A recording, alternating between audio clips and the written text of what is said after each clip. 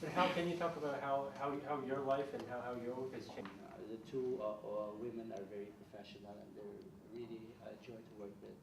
It was important for me because the story is not only, it's very compassionate. It talks about old people, and I feel so compassionate about old people because in the Philippines, we really look up to with our grandparents. The grandparents are really a major part of a Filipino family setup. And I think a lot of people could really identify with that. And it doesn't only speak about, about violence, about poverty, but more than anything else, it speaks about unconditional love.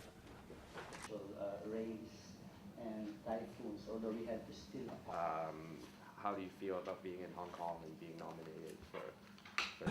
Well, both films are very important to me. Actually, not only the two films, but all the films that I did. Even my first film, even the small films that I did, The Teacher, a very small one that I shot in 6 days are all important to me. Well, they differ in some ways, they differ probably in terms of stories, in terms of technicalities, in terms of logistics and all. Some would be difficult, some would be, easier to do, but, in one way or the other, they're all important to me. I cannot really say which one, is much, much more important to me or closer to my heart than the other films that I did.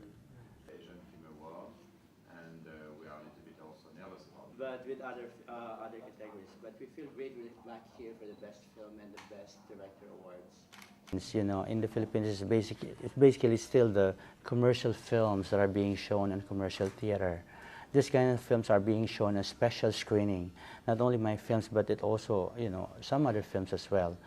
And but I don't really mind showing my films in in universities and in colleges and schools, because there you have the audience, the right audience. You can talk to the right audience and appreciate the kind of films that you're showing. Nothing much has really changed except that, of course, there were a lot of opportunities now.